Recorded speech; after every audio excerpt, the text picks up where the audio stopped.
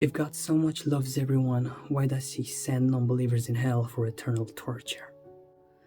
This is a question many atheists like to punch in the faces of Christians like a gotcha. However, if you're not locked in an echo chamber of 2005 atheism, you would know that this question has been addressed and torn apart a million times ever since it has been posed. God does love everyone. That is why hell is a concept in the first place, to send in them who do not wish to worship him in the afterlife and instead prefer to worship their own interests and themselves. Hell is not a pot of boiling lead and hair-raising screams. Hell is not a realm of physical torment, but spiritual.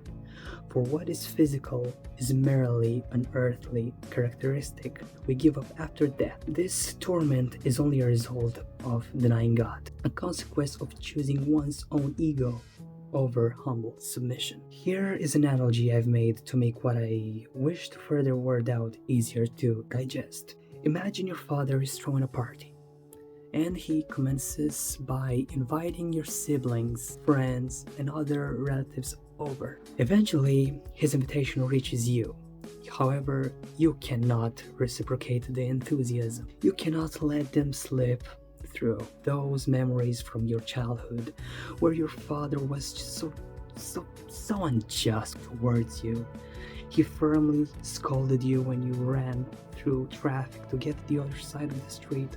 He denied you chocolate when you already had 3 bars.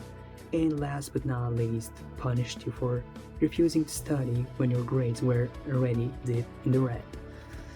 Your decision carved itself in marble well before it was even a fleeting thought. And in the end, you come to this conclusion: you should follow your resentment and discard the invitation. Understandably, your father is saddened by your heavy decision. However, because he loves you so much, he lets you have it your own way and resume your life with him and everyone else absent. You have it believe that you made the wisest of decisions, but with time, your lenses begin to fix your vision. It's lonely on your own.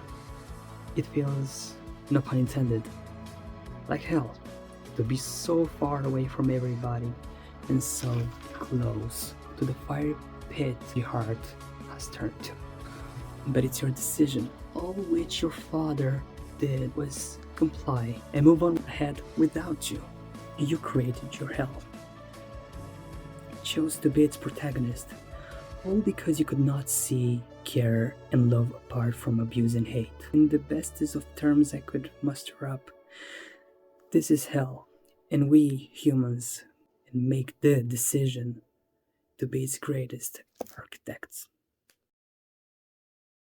Them who spite before think are them who never dare to pour forgiveness in their chalices. We will stay young if we put blame on the very first thing which materializes between our ears.